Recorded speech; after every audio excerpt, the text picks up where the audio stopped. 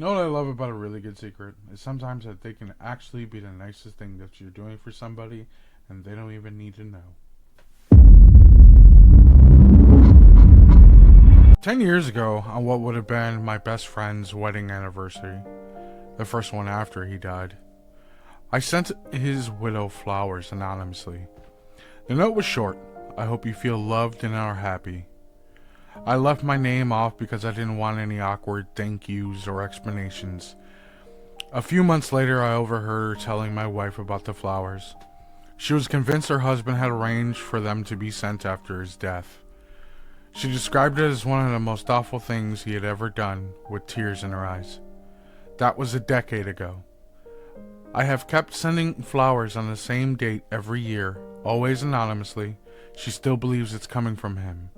Some prearranged thing that he set up. I have never corrected her, and I never will. Let me tell you something. You're definitely getting an applause from a lot of the viewers watching. And secondly, let this be known, this is out of the kindness of your own heart, and I don't even want to tell you thank you, because I believe you are absolutely doing the right thing, but even more so, you're doing this for a woman that is absolutely still distraught and still grieving about her late husband. And I think that alone is beyond commendable. Share your thoughts below. What do you think about this secret? Do you have something like this at all? Because this next secret, I can guarantee you, it's actually funny. I got my dick stuck in an M&M tube. Hey, bro, come on now, dog. Come on, man. And I tried to ask Reddit on my throwaway account for help. Help! Help me! Help!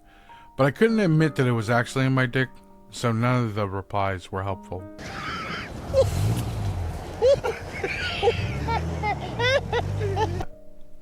Oh, you know what? I know you and I are definitely laughing at this, but at the same time, why would you put your dick in an M&M? Why would you even try to fit it through? How'd you get it in the first place? Unless you are that thin to get it in, but then how? Just how? This reminds me of that scene from that movie, There's Something About Mary. I got it stuck. You got what stuck? For future reference, no more M&M tubes. Please stay away from candy. Whoever told the secret, please stay away from candy. Because now we have to put out a health alert on where not to put your penis, sir. And because of you, there's kids out here just doing that and putting all types of stuff in their butt. Stop it. Get some help.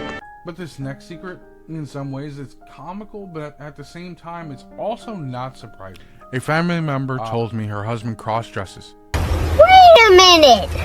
Who are you? And at first she thought it was, a kink during sex. She's super Christian.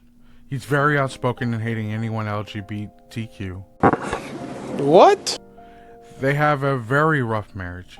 I can't decide if she told me so she can have me blurt out the secret when he's being prejudiced, or if she's lying and testing to see if I can keep a secret. Somehow make an excuse to leave. This secret is interesting for two reasons. I personally believe. One, he's being hateful because he knows damn well he's going to be judged if he were to actually come out and say the things that he actually likes. Being involved in a super tight-knit, super Christian community, I can imagine that's probably the peer pressure that he actually feels.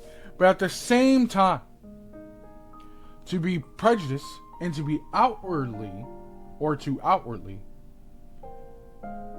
hate on those who are part of the LGBTQ community, and then on the side sneak in a couple dresses with some lingerie.